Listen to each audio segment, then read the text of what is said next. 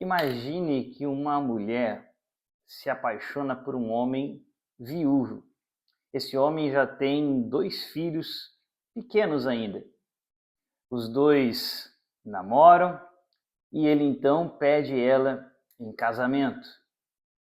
Ela diz que aceita, no entanto, tem apenas uma condição: que ela casaria com ele, mas não quer conviver com os seus filhos.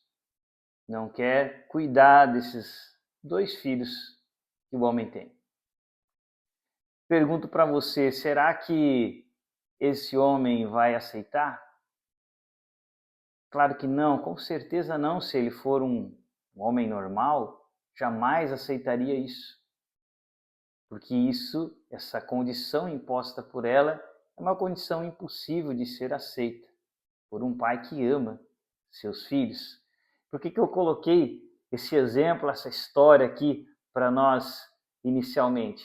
Porque hoje nós vamos falar sobre a Igreja de Cristo, elementos que estão presentes na Igreja de Jesus.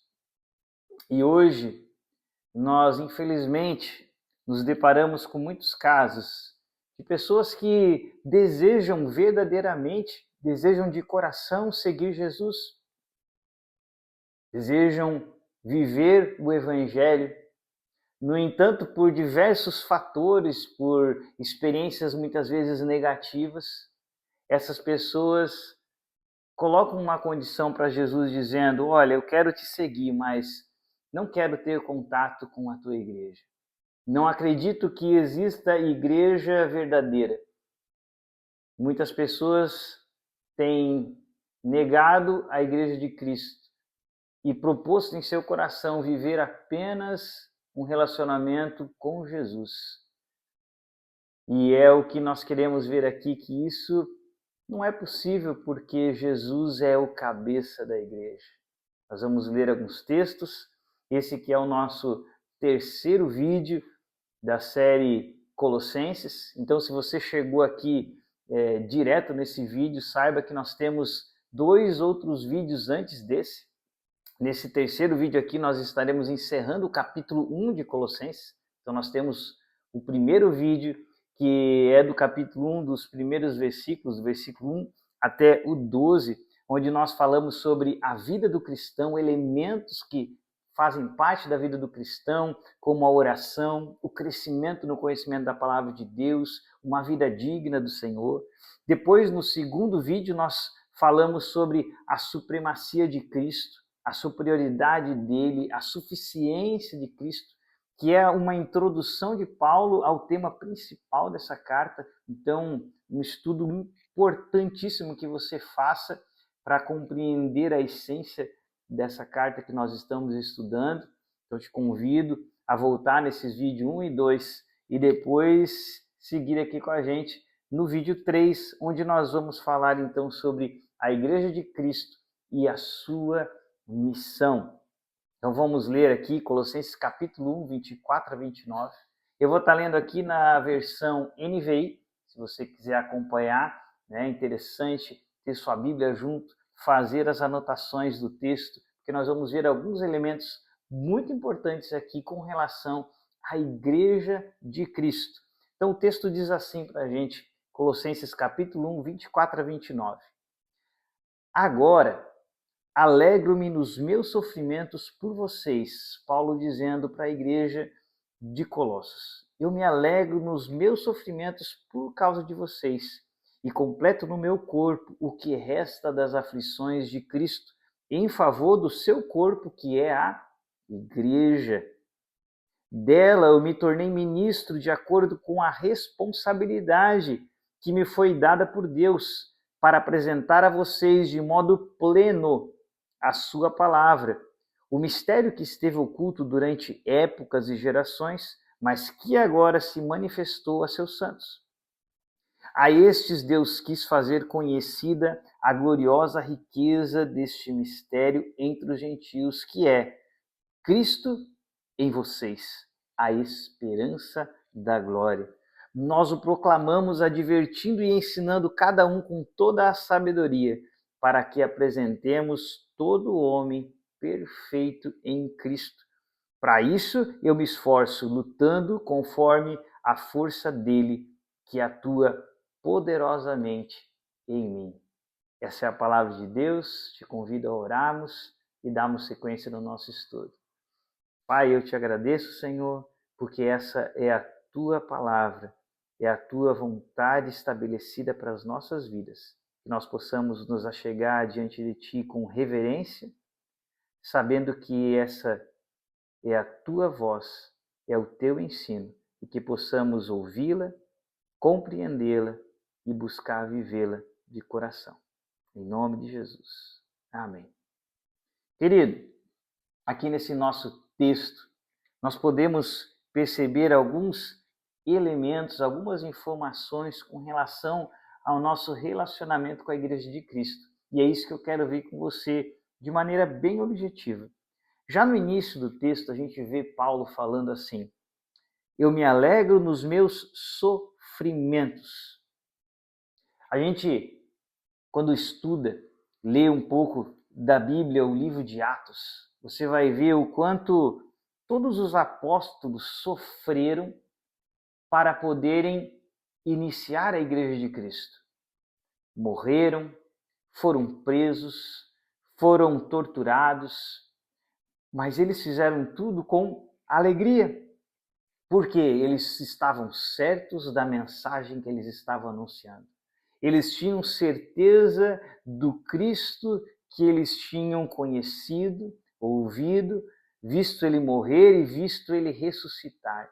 Jesus andou com eles durante 40 dias, os ensinou, falou com eles, e eles viram esse mesmo Jesus ressurreto, com um corpo glorificado, subir aos céus. Então eles tinham certeza, eles sofreram, mas eles sofriam, como Paulo diz aqui, com alegria. Eu me alegro nos meus sofrimentos. E é muito interessante quando nós olhamos para toda a história da igreja, além do primeiro século, além dos apóstolos, quando a gente vê quantidade de homens, os conhecidos pais da igreja, que continuaram dando sua vida pela verdade do Evangelho, mesmo sendo perseguidos pelos imperadores, mesmo sendo torturados pelos imperadores. Mais lá para frente na história da igreja, muitos e muitos outros homens foram massacrados e mortos para defender a doutrina das Escrituras, porque com o passar do tempo nós sabemos em como que a igreja, infelizmente, foi se afastando dos ensinos das Escrituras, do fundamento que havia sido estabelecido pelos apóstolos, na doutrina dos apóstolos. Eles haviam se afastado dessa doutrina, então homens se ergueram para ir defendendo a doutrina verdadeira.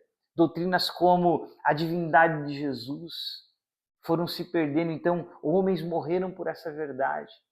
Mais para frente, a doutrina da salvação exclusivamente pela fé, que é um dos elementos dessa carta. Os homens começaram a colocar a salvação que podia ser conquistada de acordo com as minhas obras, mas homens de Deus se levantaram e morreram pela verdade de que a salvação é unicamente pela fé, e a fé em Jesus Cristo e na sua obra. E quando a gente vê isso ao longo da história, é um ensino para nós. Quando nós lemos algo assim no texto, a respeito do sofrimento, quanto Paulo se esforça pela igreja, eu e você temos que parar e pensar o quanto eu tenho me entregado, o quanto eu tenho vivido em favor da igreja de Cristo. Eu tenho que olhar para esse exemplo, para os sofrimentos desses homens, onde literalmente muitos deram a vida pela igreja, e comparar com o que eu tenho feito. Eu preciso olhar para a minha vida, para a minha agenda, e ver o quanto eu tenho me entregado e me esforçado, me importado com a igreja de Cristo. Você se importa com a igreja? Quando a sua igreja tem reuniões a respeito das finanças, a respeito dos rumos da igreja, você tem desejo de estar junto conhecer os caminhos, participar do corpo de Cristo. Porque isso é valioso para nós. Se a gente vê isso na vida de Paulo, na vida de todos os apóstolos, na vida dos cristãos primitivos, por que não deve haver em mim esse desejo de viver pela igreja, de caminhar? Que em nós, querido, não haja sentimentos como: eu faço aquilo voluntariamente na igreja, então eu vou fazer mais ou menos. Não, que o nosso coração tenha zelo pela igreja do Senhor, que nós aprendamos com isso aqui que a gente está lendo de Paulo, que nós aprendamos a nos sacrificar pela nossa igreja, que aprendamos a viver por ela e esperar o bem dela. A gente viu isso no primeiro vídeo, a orar pela nossa igreja, orar pelo nosso pastor, orar pelas nossas lideranças, desejarmos que a nossa igreja cresça e cresça de forma saudável, nos importarmos com aquilo que acontece, afinal de contas, ela é a nossa igreja, é a igreja de Cristo. E aqui é um outro elemento importante que a gente vê no texto. Quando Paulo diz assim: do corpo que resta das aflições de Cristo, em favor do seu corpo que é a igreja. Esse que é o ponto. A igreja é o corpo de Cristo. É o primeiro exemplo que a gente começou falando. A mulher que queria casar com aquele homem, mas não queria seus filhos. Paulo está dizendo que ele faz tudo isso em favor do corpo. Por quê? Porque eles são o corpo de Cristo. Paulo, melhor do que ninguém, entendeu isso, porque no seu afã de defender a sua religiosidade, Paulo respirava ameaças e ódio pelos cristãos. E ele saiu viajando, indo atrás daqueles que declaravam Jesus como Senhor e matando aqueles homens, sendo testemunha até mesmo do primeiro mártir que foi Estevão. E enquanto Paulo viaja, a história vai dizer que ele é encontrado por Jesus, a luz de Cristo. Cristo aparece para ele e Cristo pergunta: Paulo, por que tu me persegues? Esse texto é muito interessante porque Paulo perseguia a igreja. Mas quando Jesus vai falar com ele, Jesus fala: por que tu me persegues? Ou seja, Cristo e a igreja são inseparáveis. Mas quando a gente fala Cristo e a igreja, nós estamos falando da igreja verdadeira, a igreja genuína. E por mais que nós tenhamos os maus testemunhos, as igrejas com homens mentirosos e pessoas que são os enganadores, os falsos mestres, a igreja verdadeira sempre vai permanecer. Então, o Cristo, ele é o cabeça dessa igreja. Não é Paulo. Paulo se coloca aqui como servo. Veja, ele é muito respeitado, no entanto, ele é um servo da igreja. Ele não é o cabeça da igreja, ele não é o dono. A igreja tem um único dono, um único cabeça, que é o Cristo. E isso é importantíssimo nós entendermos. Para que nós possamos viver sem nos decepcionar. Se você encontrou uma igreja com uma liderança corrompida, uma igreja que já não tem mais como consertar porque os seus caminhos estão corrompidos demais, busque uma outra igreja saudável, mas não abandone a igreja, não se reclusa, não fique recluso apenas ao seu estudo em casa, a pregações pela internet, porque a igreja do Senhor, ela permanece viva. E Cristo permanece sendo o cabeça da igreja. Não é por causa de maus exemplos, por causa de más experiências, que nós vamos abandonar a igreja verdadeira, que nós vamos desistir.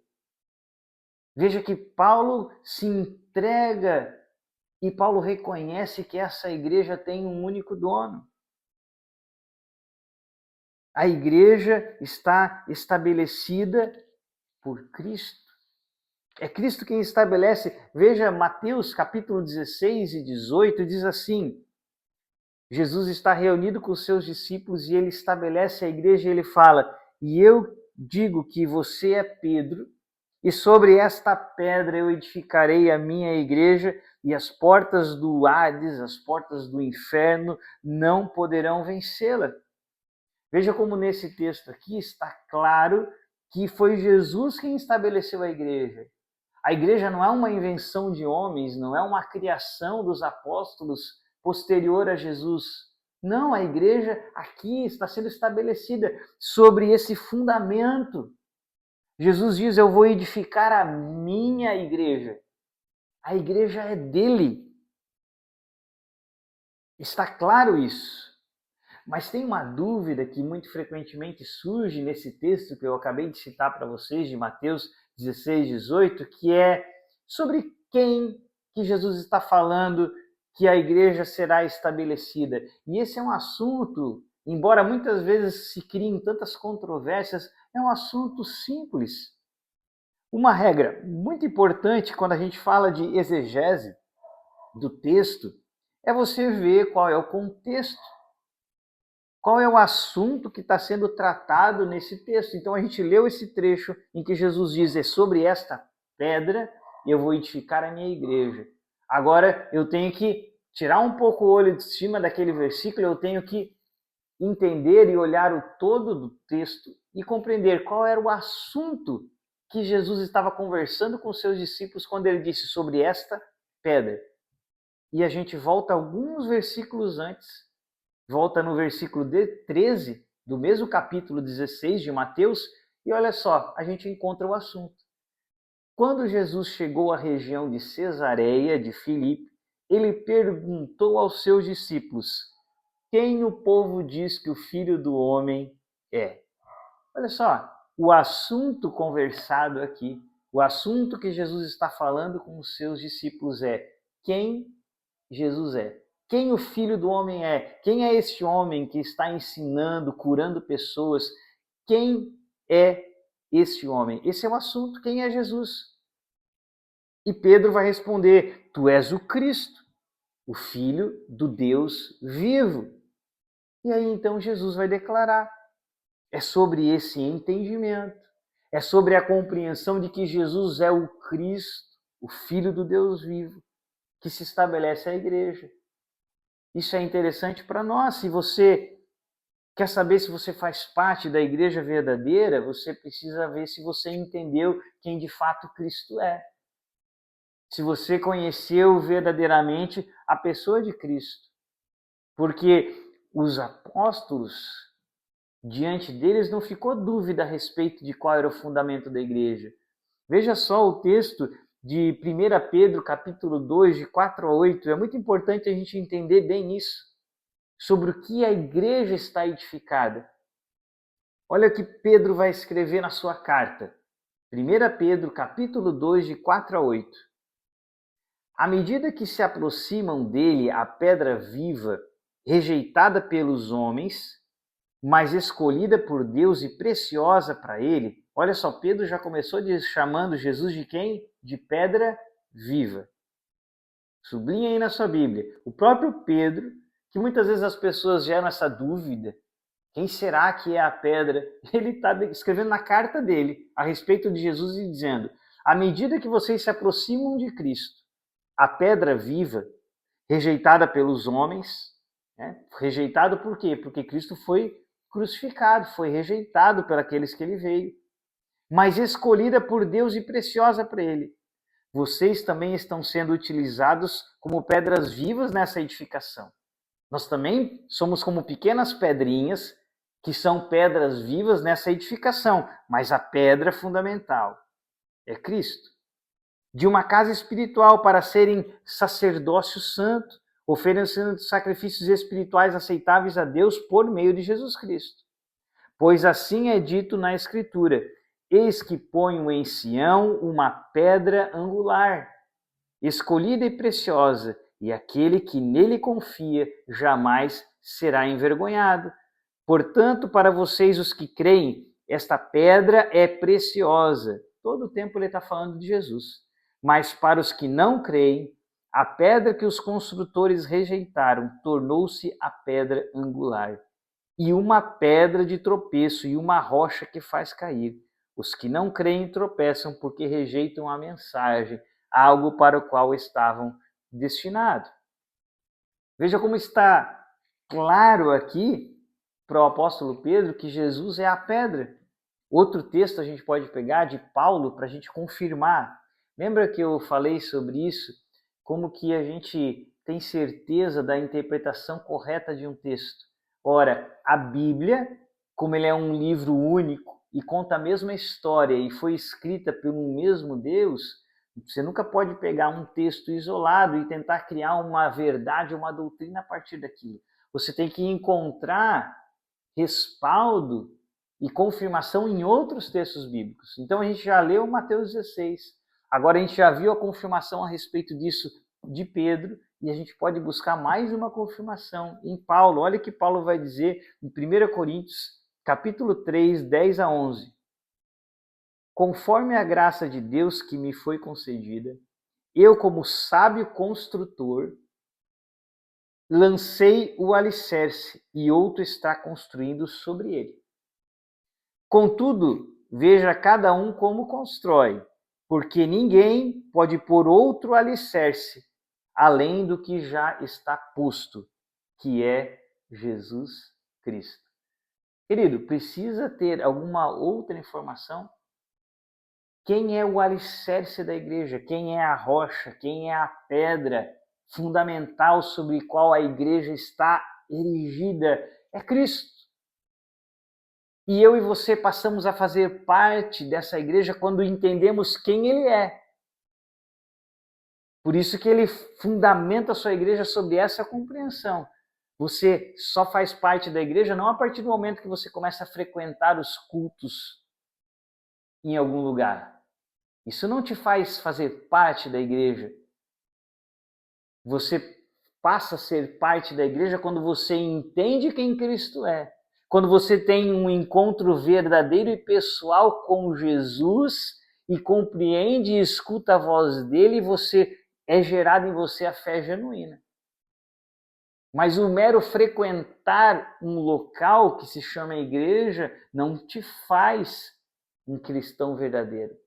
Assim como o fato de uma pessoa ficar indo numa garagem de carro e dormindo lá não vai transformar ela num carro.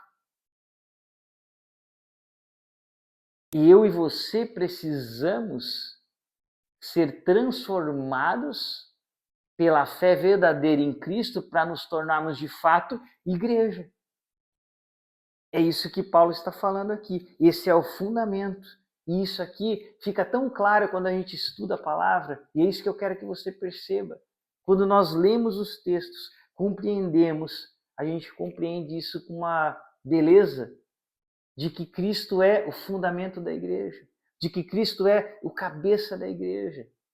E por mais que muitas vezes existam desvios, igrejas que se perdem nos seus caminhos, falsos mestres que manipulam pessoas, eu e você precisamos ter sabedoria, conhecimento de Cristo e da sua palavra para termos capacidade de buscarmos igrejas que sejam saudáveis, não igrejas perfeitas. Isso jamais vai existir. As próprias igrejas que nós lemos no Apocalipse, todas elas tinham defeitos, problemas a serem resolvidos. No entanto, a palavra vai dizer que o anjo da igreja, Cristo, caminhava em meio a essas igrejas, porque ele ainda era o alicerce. E mesmo igrejas que tenham problemas, mas que mantêm Cristo como o centro, Cristo está presente, nós precisamos ter sabedoria em como escolhemos uma boa igreja, mas não nos afastarmos, não rejeitar todas as igrejas por causa de experiências ruins, por causa de decepções acontecidas em outros momentos, porque Cristo permanece sendo o fundamento da igreja. Ok, querido? Então nós temos esses dois pontos que a gente já conseguiu extrair desse texto aqui. Nós devemos, assim como os apóstolos, sofrer para a igreja, nos entregar, nos gastar no serviço da igreja, porque quando servimos a igreja, nós servimos Cristo. Quando desprezamos a igreja, nós desprezamos Cristo. E nós devemos entender que a igreja tem um único líder, um único cabeça, que é Cristo. Ele é o cabeça da igreja. E isso também, querido, é um alerta importante para nós. Se você está em uma igreja, em um local onde o líder se coloca como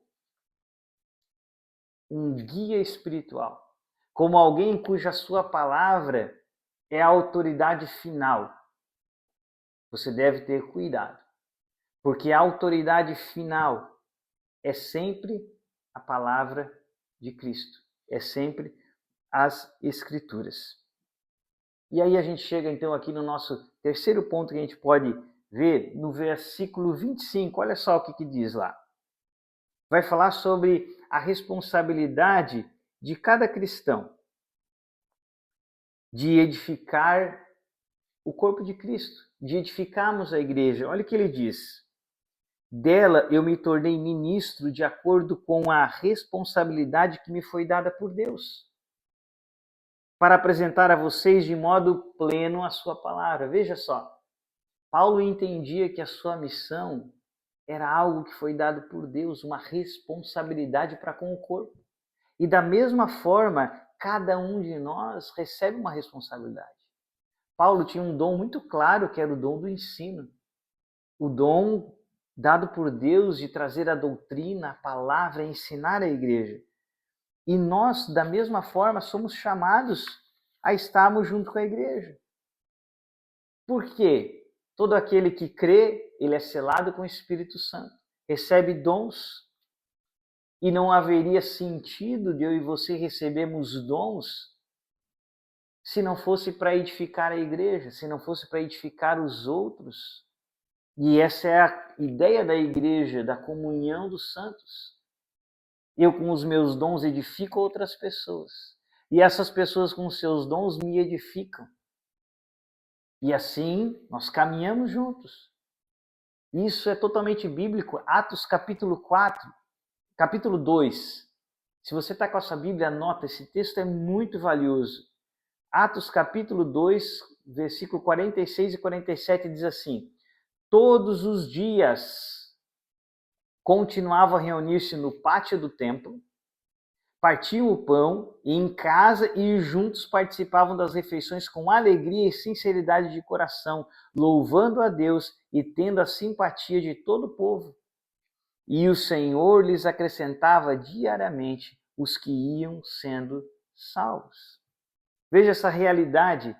Eles se reuniam no grupo grande, no grupo maior, na igreja, que era o pátio do templo, mas eles também tinham os encontros de casa em casa, essa vivência mais próxima, de você caminhar junto com outros irmãos, com a igreja, porque é nesses ambientes que os nossos dons são praticados. Veja, Efésios capítulo 4, 11 a 15 diz assim: ele designou alguns para apóstolos, outros profetas, outros evangelistas, outros pastores e mestres, com o fim de preparar os santos para a obra do ministério, para que o corpo de Cristo seja edificado. Até o quê? Até que todos alcancemos a unidade da fé e do conhecimento do Filho de Deus. Olha isso aqui. E cheguemos à maturidade, atingindo a medida da plenitude de Cristo. Querido, isso aqui é maravilhoso, esse texto. Lembra que no primeiro vídeo nós falamos sobre isso? Um dos elementos da vida do cristão, aquilo que Paulo ora em todas as suas cartas, eu oro, eu peço que vocês cresçam no conhecimento. E uma das maneiras de nós crescermos no conhecimento é estarmos inseridos na igreja, onde cada um ali vai exercer os seus dons. O que é mestre ensina, o que tem dom de misericórdia exerce misericórdia, o que tem dom de adoração edifica as pessoas, e eu ali naquele meio, eu sou levado à maturidade. É através desse convívio, é através de ser discipulado e discipular pessoas que eu vou atingindo, olha o que ele diz, à medida da plenitude de Cristo. Isso acontece em meio à igreja. Até mesmo aprender a perdoar quando sou ferido, a Bíblia deixa esses exemplos para nós. Paulo tendo que lidar com dificuldades com Marcos e depois eles são restituídos um ao outro. Da mesma forma, eu e você, muitas vezes vamos ser magoados, muitas vezes vamos ser desafiados, mas esse é o princípio. Como que eu vou ter paciência se não for desafiado? Como que eu vou perdoar se não haver as discórdias? A igreja é isso, a igreja do Senhor é essa dinâmica. E ele vai seguir dizendo assim, o propósito é que deixemos de ser como crianças. A igreja é essa proteção. Olha só, levados de um lado para outro pelas ondas ou jogados para cá e para lá por todo o vento de doutrina, pela astúcia e pela esperteza de homens que induzem ao erro.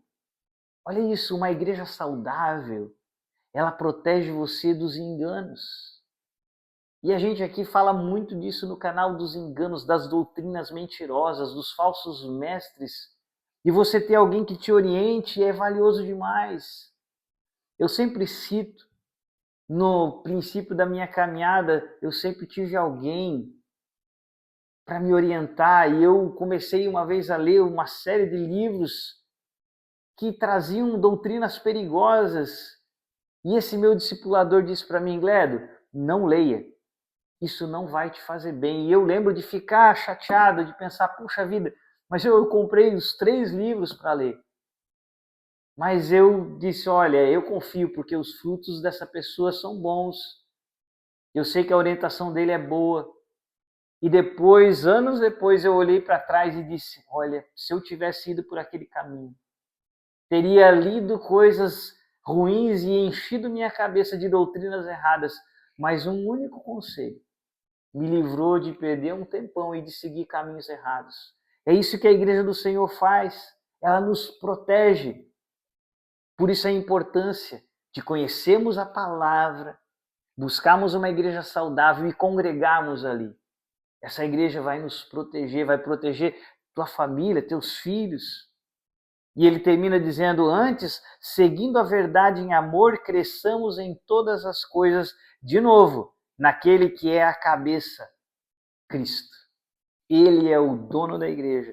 Ele é o Senhor da igreja. Então nós já vimos os 3 pontos e vamos para o ponto final. Nós vimos, só relembrando aqui, a respeito da igreja. A igreja é um local onde nós servimos, onde nós gastamos nossa vida, onde nós nos entregamos em amor sacrificial. A igreja é uma instituição que só tem um dono, que é Cristo. E todos os demais são servos com dons diferentes, mas com o mesmo Espírito Santo entre todos. Terceiro, nós vivemos na igreja para nos edificar, para colocar nossos dons em prática e para sermos edificados pelos outros. E por último, no versículo 28, nós temos o último elemento com relação à igreja que eu quero ver aqui com vocês. Olha o que diz o versículo 28, né? Capítulo 1 de Colossenses, né? Versículo 28 diz assim, nós o proclamamos, advertindo e ensinando cada um com toda a sabedoria, para que apresentemos todo o homem perfeito em Cristo. Olha só, hein? A gente acabou de falar sobre isso, né? O nosso propósito, ele terminou dizendo, todo homem perfeito em Cristo. Mas o que nós fazemos para que isso aconteça? Nós o proclamamos. Essa é a grande missão da igreja, a grande missão de cada um de nós, proclamarmos a Cristo e a seu Evangelho. Nós vimos aqui que cada um tem seus dons. São dons diferentes que o Senhor distribui conforme a sua sabedoria.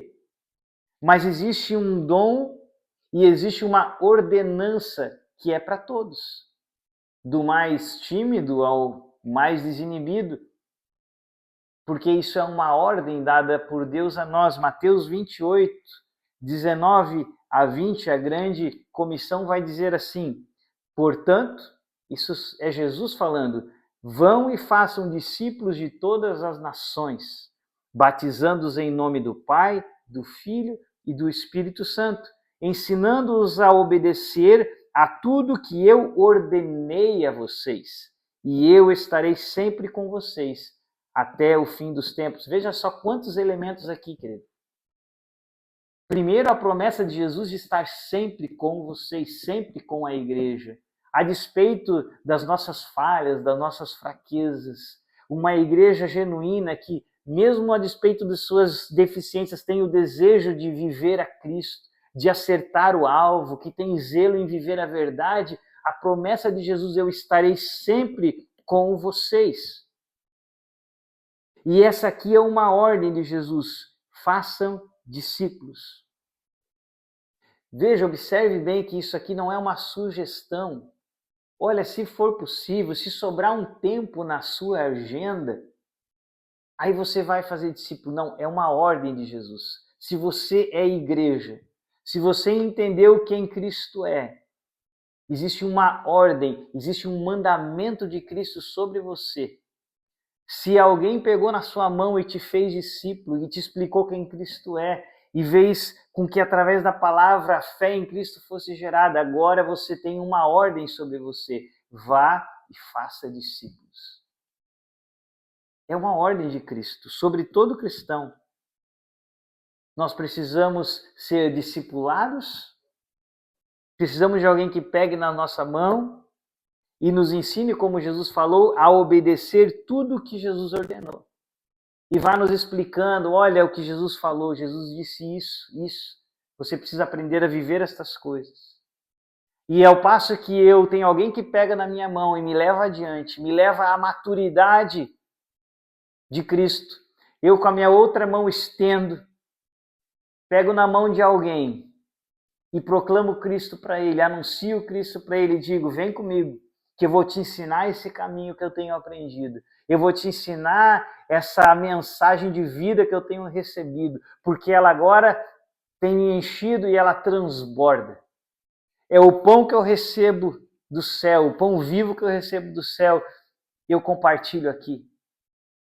Essa é a dinâmica do Evangelho. Eu tenho que estar sempre recebendo ensinamento, recebendo discipulado e compartilhando e transbordando. Querido, se essa dinâmica não faz parte da sua vida, tem alguma coisa errada com o seu cristianismo? Isso é muito sério, você tem que prestar atenção nisso. Se numa mão você não tem crescido, se não tem ninguém te puxando para que você cresça, para que você seja cada vez mais a imagem de Cristo, e numa outra mão você transborda, onde você puxa outras pessoas, onde você proclama o Evangelho, onde você discipula outros, é porque existe algo muito errado com o nosso cristianismo. Porque essa é a ordem de Jesus. Vão, anunciem, proclamem. Agora isso aqui, querido, é muito mais que uma ordem. É um privilégio. Aquele que entendeu o Evangelho, aquele que entendeu o que é verdadeiramente o Evangelho. Essa mensagem de que nós estávamos perdidos eternamente, mortos em pecados, e a forma com que fomos resgatados e salvos por Cristo. Isso se torna um privilégio anunciar essa mensagem. Porque nós não temos mais uma mensagem. Entre tantas mensagens que o mundo tem, nós não somos detentores de mais um caminho para Deus, nós somos detentores do único caminho, da mensagem única da verdade, porque o nosso mestre disse: eu sou o caminho. O nosso mestre não disse: olha, eu sou um dos caminhos, então não se preocupem tanto, porque quem for sincero nos mais diversos caminhos desse mundo também vai encontrar Deus. Não foi essa a mensagem de Cristo. Embora hoje nós tenhamos muitos e muitos enganadores pregando um universalismo onde todos os caminhos, se vividos com sinceridade, levam a Deus. Mas eu e você, se você é um cristão, sabe que Jesus declarou: eu sou o caminho. Então nós somos detentores de um privilégio, de uma mensagem. Olha o que Paulo vai dizer. Esse texto também é incrível, 2 Coríntios, capítulo 5, versículo 18. Olha o que ele diz a respeito desse privilégio. Tudo isso provém de Deus, que nos reconciliou consigo mesmo por meio de Cristo. Ou seja, toda a mensagem do Evangelho provém de Deus, é obra dele, é ele quem nos resgata, ele quem nos reconcilia através de Cristo. E olha só, ele não só faz isso, Deus não só resgata os seus filhos, mas nos deu o ministério da reconciliação. Ou seja, que Deus em Cristo reconciliou consigo o mundo, não levou em conta as transgressões dos homens e confiou a nós. Olha isso. Ele faz essa obra grandiosa. Quer tirar da condenação aqueles a quem ele escolheu. Ele resgata seus filhos.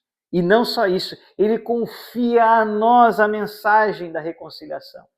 E aí Paulo vai dizer: portanto, nós agora somos embaixadores de Cristo.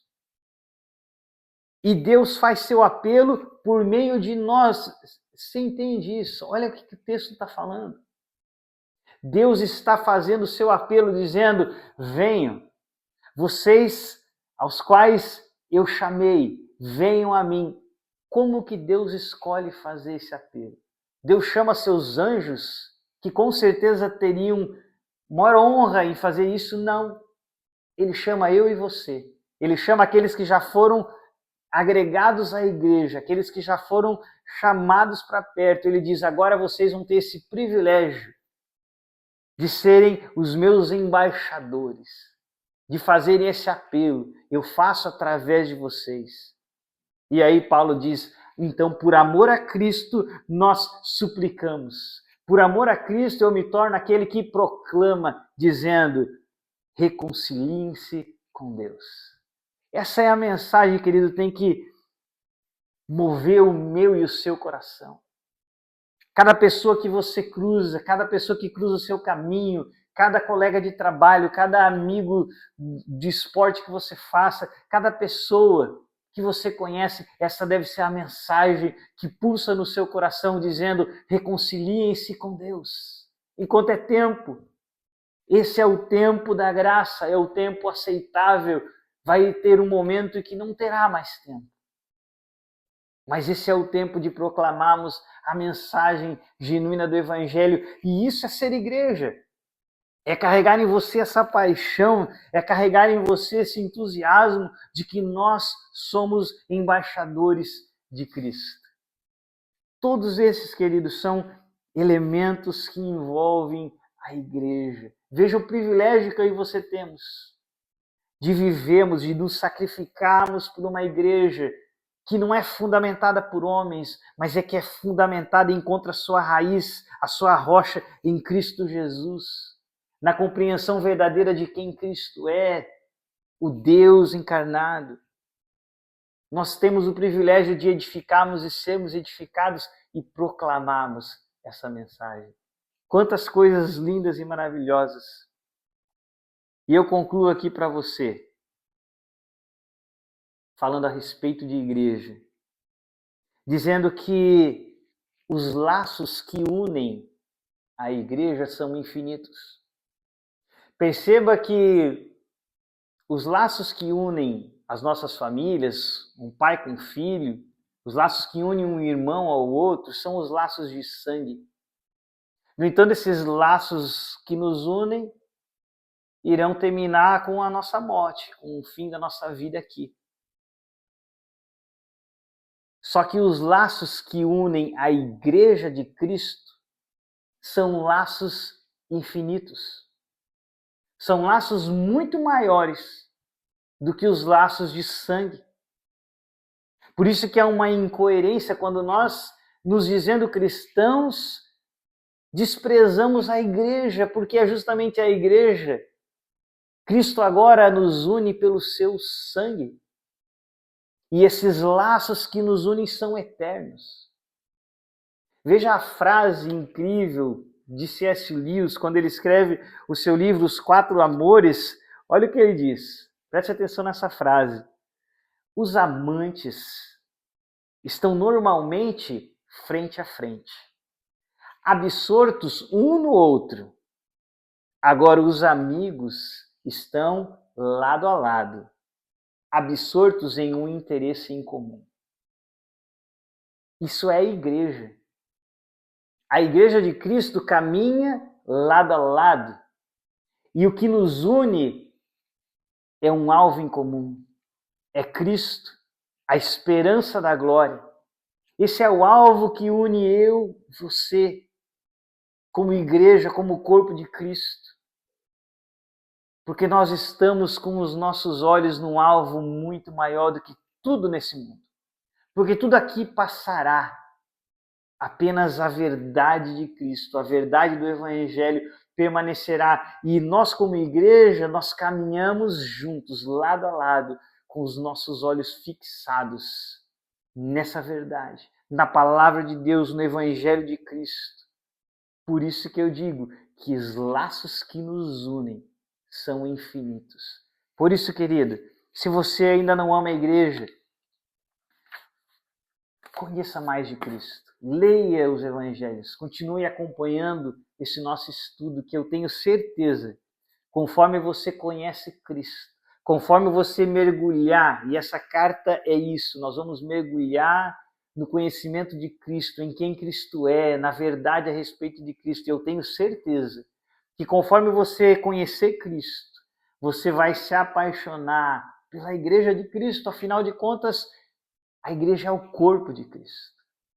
E ao abraçar Cristo, eu abraço a igreja. Ao receber Cristo, eu recebo junto a sua igreja, pois Ele é inseparável. Ele mesmo disse, eu estarei com vocês todos os dias. Amém? Esse é o nosso estudo de hoje, nosso terceiro estudo no capítulo 1. Aqui a gente encerra o capítulo 1, capítulo maravilhoso, e nós vamos seguir no próximo vídeo, no capítulo 2. E querido, se você tem sido abençoado, muito importante isso, que você dê um joinha, tem um joinha embaixo do vídeo, né?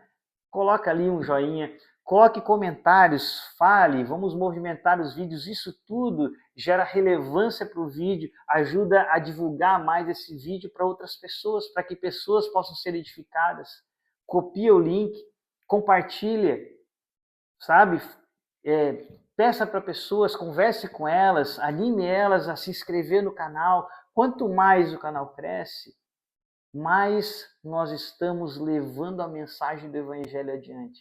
Eu tenho conversado com as pessoas e dito, muitas vezes nós reclamamos de que falsos mestres inundam a internet, e de fato isso infelizmente acontece, mas nós podemos também levar o Evangelho simples. Veja quantas coisas nós compreendemos hoje aqui, com uma leitura simples da Palavra de Deus, lendo versículos e fazendo comentários, comparando um versículo com um todo da Bíblia, sem criar nada, sem invenções de nada. E que nós possamos ter esse anseio de espalhar isso e de fazer com que a igreja de Cristo cresça em maturidade e conhecimento. Então não deixe de fazer isso, não deixe de curtir, não deixe de compartilhar, para que essa mensagem seja levada adiante. Amém? Que o Senhor te guarde, te abençoe, e até o nosso próximo vídeo. Até mais.